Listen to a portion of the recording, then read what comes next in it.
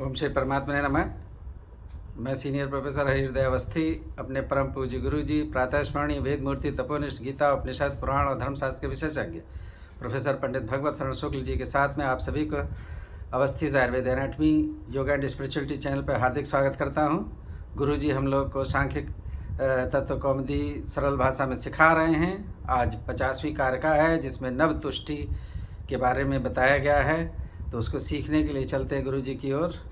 नमोस्तनंताय सहस्रमूर्तये सहस्रपादाक्षिशिरोरुवाहवे सहस्रनाम्ने पुरुषाय शाश्वते सहस्रकोटियुगधारिणे नमः। कृष्णाय वासुदेवाय हरे परमात्मने प्रणतक्लेशनाशाय गोविंदाय नमो नमः।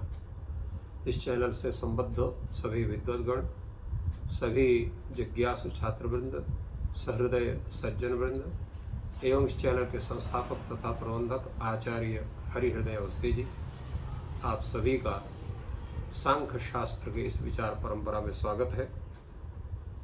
संप्रति जो विचार चल रहा है उसमें यह बताया गया कि एकादश इंद्रियों के विघात के साथ बुद्धि के विघात का भी जो है वो अशक्ति उसकी कही गई है, और बुद्धि के भी 17 उसके बध कहे गए हैं, और इसी तरह से तुष्टि के भी कहे गए हैं। तो इन सभी का जो विवेचन किया गया है उसके अनंतर जो ये आध्यात्मिक है, 4 विषय हैं अध्यात्म के, प्रकृति, उपादान, काल और भाग्य, इनका सबका क्या स्वरूप है, कैसे हैं, इसका विचार इस कारिका में किया जा रहा है। आध्यात्मिक्यश्चतस्रः प्रकृत्युपादान काल भाग्याख्याः बाह्या विषयो परमात् पंच च नव तुष्टयो अभिमता है। ये कहते हैं कि प्रकृति, उपादान, काल और भाग्य, इन नामक ये 4 आध्यात्मिकी जो है ये बुद्धि एक कही गई है, आध्यात्मिकी ये स्थिति है। और जो है बाह्य विषयों परमात् पंच, और विषयों से वैराग्य होने के कारण उत्पन्न जो बाह्य तत्व हैं वो 5 हैं, और तुष्टया नव अभिमता, जो तुष्टि है वो 9 प्रकार की कही गई। तो इसमें आध्यात्मिक्य का तात्पर्य क्या है उस पर करते हुए आचार्य वाचस्पति मिश्र उसकी व्याख्या करते हैं। प्रकृति व्यतिरिक्त आत्मा अस्ति, प्रकृति से व्यतिरिक्त आत्म तत्व है जिसको सांख्य लोग पुरुष शब्द से जानते हैं। उसका प्रतिपादन करने के बाद उसके प्रतिपन्न हो जाने के अनंतर जो उस आत्म तत्व का श्रवण है, मनन है, निधिध्यासन है, तो श्रवण मनन निधिध्यासन इत्यादि के द्वारा जो विवेक साक्षात्कार है, उस विवेक के साक्षात्कार के लिए जो असद उपदेश है, तो असद उपदेश से जो तुष्ट है, वो असद उपदेश से तुष्ट व्यक्ति उसमें प्रयत्न नहीं करता है। सदुपदिष्ट व्यक्ति ही श्रवण मनन निधिध्यासन इत्यादि के द्वारा विवेक के साक्षात करने के लिए प्रयत्न करता है, किंतु असत उपदेश जो संतुष्ट व्यक्ति है उसमें प्रयत्न नहीं करता है। तो तस्य आध्यात्मिक्यः चतस्रः तुष्टयः भवन्ति, ऐसे व्यक्ति के लिए जो प्रयत्न नहीं कर रहा है श्रवण ध्यान से विवेक साक्षात करने के लिए, असत उपदेश से संतुष्ट व्यक्ति है, जो उसके लिए जो है विवेक साक्षात्कार के लिए प्रयत्न नहीं करता है, ऐसे व्यक्ति के लिए आध्यात्मिकी 4 तुष्टियां कही गई। वो 4 तुष्टियां हैं तो प्रकृति व्यतिरिक्तम आत्मानम अधिकृत्य यस्मात् तुष्टयः तस्मात् आध्यात्मिक्या। तो प्रकृति व्यतिरिक्तम आत्मानम अधिकृत्य, प्रकृति से व्यतिरिक्त आत्मा को अधिकृत करके जिससे ये तुष्टियां होती हैं, इस कारण से इन तुष्टियों को, अर्थात प्रकृति, उपादान, काल और भाग्य रूप जो तुष्टियां चार हैं, इनको जो है आध्यात्मिकी कहा जाता है। प्रकृति व्यतिरिक्तम आत्मान अधिकृत यस्मात् तुष्टयः तस्मात् आध्यात्मिक्या, ऐसा बताया। वो कौन है? काश्यतः इत्यतः प्रकृति उपादान भाग्याख्या है। प्रकृति, उपादान, काल और भाग्य, ये चार नाम की वो तुष्टियां हैं। तो प्रकृत्यादि ही आख्या यासाम ताः, प्रकृति इत्यादि आख्या जिनकी है, माने प्रकृति ही उपादानम कालः भाग्यम इति आख्याः यासाम ताः प्रकृति उपादान काल भाग आख्या, माने प्रकृति, उपादान, काल और भाग नाम की ये आध्यात्म की जो है तुष्टियां, ये चार कही जाती हैं। तो तासाम, उनको, तो तथोक्ता, यासाम ताः तथोक्ता, तथोक्ता माने कथिता, कही जा चुके हैं। कौन है? प्रकृति, उपादान, काल और भाग्य। अब इनका क्या स्वरूप है? तो तत्र प्रकृत्याख्या तुष्टिर यथा कश्चित उपदेशे विवेक साक्षात्कारो ही प्रकृति परिणाम भेदः तंच प्रकृतेरेव करोतीति कृतं तद्ध्यानाभ्यासेन तस्मादेवम् एवास्ववत्स इति सेयम उपदेष्टव्यस्य शिष्यस्य या तुष्टि प्रकृतौ सा तुष्टि प्रकृताख्या अम्बा उच्यते।